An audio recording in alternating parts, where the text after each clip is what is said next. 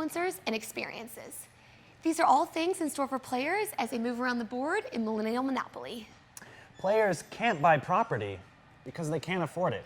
Instead, players buy experiences such as sleeping on a couch or camping. These experiences act as property. And when players land on an experience that they don't own, they have to pay money to have that same experience. So, basically the mechanics of classic Monopoly.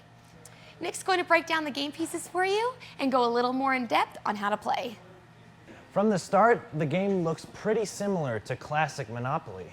Players first choose a game piece based on fun, youthful, and pop culture influenced concepts.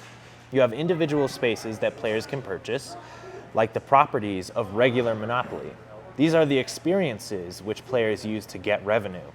The difference with this game, however, is the inclusion of experience points, which players use to win the game. Landing on a space and buying the experience will gain an experience chip. These chips are face down, so the amount of experience gained is random. At the end of the game, the experience card is also worth additional experience points, and having the entire set will make the value higher. These values are written on the card. Players start the game by rolling 2 dice and moving that number of spaces.